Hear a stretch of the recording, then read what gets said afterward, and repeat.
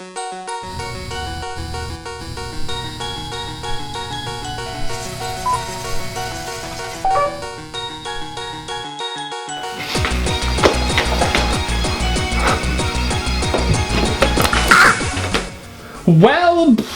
we're back. Yeah, sorry about that. We done goofed. On a 16-hour game, no less. Took us half the amount of time to beat and double the amount of time to actually review it. Yeah. Story versus substance, right? We tried. We didn't. A Plague Tale takes you to a much more simpler time where the rich were rich and the poor were poor. Wait, what? Ah, god damn it, I'm poor. In this game we follow Amicia and Hugo Alright, Lord. on a journey to escape a dangerous religious cult. Westboro Baptist? Too soon. So let's dive in to find out if this game is a plague to society or if it's a blessing in disguise. But before we do that, make sure to like, subscribe, and hit that little bell thingy.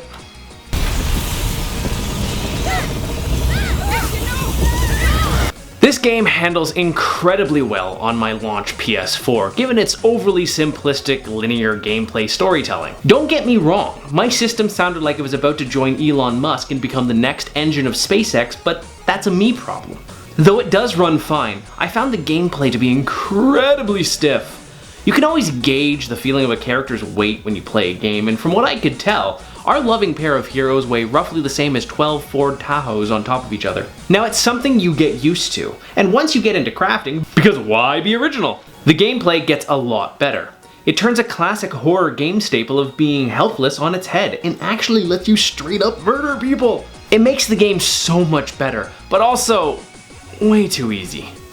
I had the luxury of playing this on one of the crappiest usable video cards, unfortunately, but I can safely say the minimum requirements are more than enough to put you comfortably in the shoes of a contagious peasant begging for the warm embrace of death's unforgiving grasp. Anyway, most technical issues I had seemed to be part of the game design. Many of the puzzles defied principles of logic or time to create unnecessary boundaries in game instead of consequences. These sections destroyed any immersion they worked hard to create. If someone's banging on the door and telling you to hurry up, then there should be consequences for you not doing so. This is event-triggered gameplay, I understand. It's there to hold the player's hand, but unless you play the game exactly as they expect you to, it takes you right out of the experience. If you're a critical thinker, this game is not for you. Not to mention events being capable of triggering long before you should be allowed to.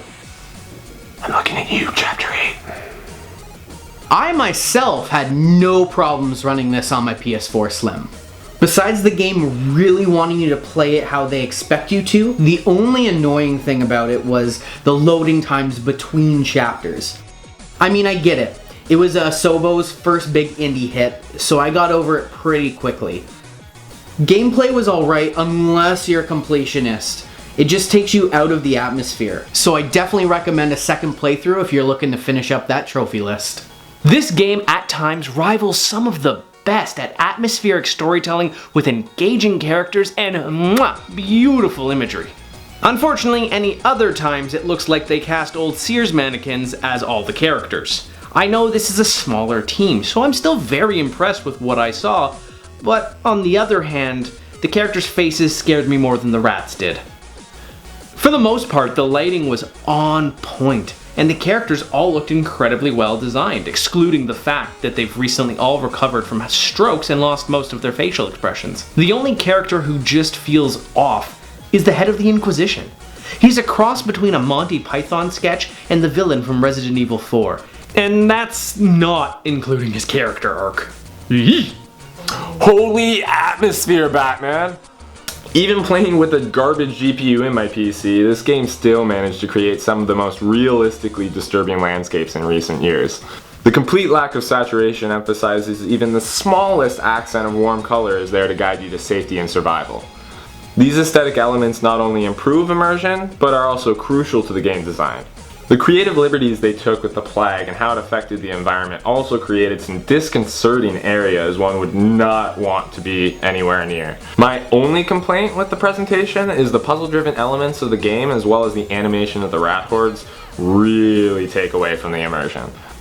For an indie title, this looked very impressive for the most part. The characters' faces were a little disturbing, but still not as bad as Mass Effect Andromeda. Woof. The rats also look a little off when exposed to light since their animation doesn't change at all. They could have reacted a tad more realistic, but all in all, the characters and the story are what kept me into this game. It's not very often that a game gets me to like majority of the characters in it, especially an indie game. Even if a couple of them only exist to die, I still enjoyed the time that I spent with them, and was genuinely sad with one of their deaths. I felt as a father, this was actually a great game for new parents to learn patience, because Hugo will definitely test yours. It could be incredibly frustrating, which goes to show how good this kid's performance could be. I had to remind myself that this was a child, and it made sense how he behaved. As for the Inquisition, if you ever want to write a villain I will love to kill and hate to the core, look no further than radical religion. As history has shown, more people have been killed in the name of some god than saved, and you really have to look no further than any form of Inquisition, especially the Spanish. Aztecs, anyone? I wish the NPCs had more questions near the end where things were clearly getting out of hand, but then again, I think a lot of people in our actual history had similar thoughts. This category is by far where this game shines the most. Amicia and Hugo are a pair you'll be heartbroken to split up. Despite their origins and journey being painfully predictable and the unintentional dramatic irony of Rat Lord Hugo, you grow to care for these characters and their well-being. The rest of your party have short but impactful arcs, and surprisingly this game doesn't kill all the side characters off one by one. Adults, on the other hand, are either there to die and hand you a new child to add to the team, or they're just straight up a villain. The Inquisition they could have written way more empathetically, delving into both the fear and blind faith one must have in an Inquisitor's position, while still conducting a fair investigation. But no! Instead, the Church and all who follow it are just evil. As an only child, yay, Christmas! Amicia and Hugo are what I imagine siblings to be. They fight, are oftentimes annoyed at one another, but at the end of the day, they care about each other more. Throw in some alchemy and some crazy rat powers and it makes for an awesome pairing. The sub-characters that help you weren't terrible, but the main villain made me really want to punch him in the throat, like a good heel should.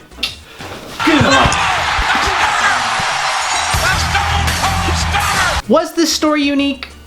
Sort of. Yes, the path they followed was weathered from the stories of old. It still took some clever risks when it felt it could. The fact it was able to make the characters unique and likable with such a tried and tired formula is beyond impressive. I cannot wait for whatever sequel they have planned just because I've grown to care for our main characters so much, and not just the ones that made it. So this story was one of the most painfully predictable stories I've played in a long time, and ironically it had nothing to do with the historical elements. Without spoiling too much, your family, the Inquisition, the Church, and the townspeople all do exactly what you would expect them to do.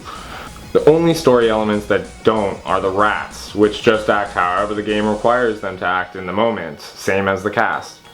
The characters in this game, however, make a story you've heard dozens of times before more than just tolerable. But beyond that, half of the story elements have been lifted directly from either a post-apocalyptic or disaster film. If you take the main story's plot devices and strip away the aesthetic, it's a very overdone plot. That being said, it's a timepiece / era I've been wanting to see for quite some time, and they nailed it for the most part. Very predictable, but made me chug along to see the final climax. Is this game original at all times? Not really. Does it need to be? No. Does this opinion sound a lot like my Days Gone opinion? Kinda. Would I recommend this game? Any day of the week. It is a story that's been told before, but it's told with such heart here that it just makes it a story worth hearing again. It is the essence of storytelling itself. I mean, don't get me wrong, as soon as I beat this game, I uninstalled it and put it into the collection of not to be played for another 100 years. But that only makes the time I spent with it all the more special. And in this day and age, finding a game that makes you feel that much for a story, that's a win in my book.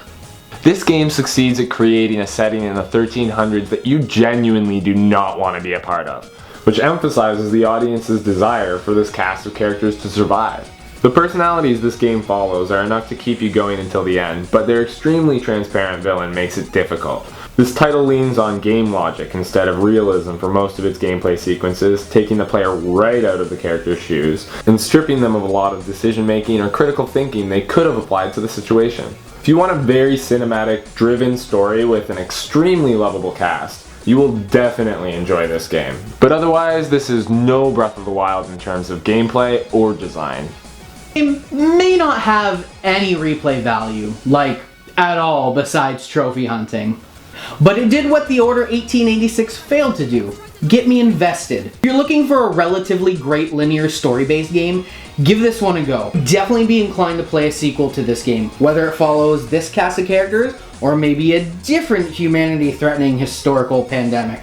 Asobo pulled their socks up and gave us a great hidden gem, besides Ratatouille. Yeah, they made the Pixar games.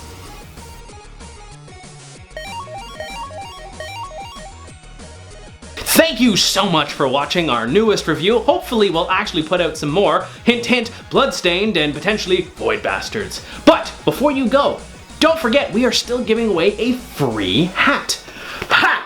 That's right, the Deacons and Ass hat is still up for grabs. We're going to be closing the contest at the end of this month, so if you want a chance to win this purple bad boy right here, go into the Days Gone review, leave a comment down below, and then come on back here and leave another one. We'll throw in double points, why not? Don't forget to go over to our Twitch channel, as well as our Twitter, our Facebook, and whatever the hell other social media we have. Instagram!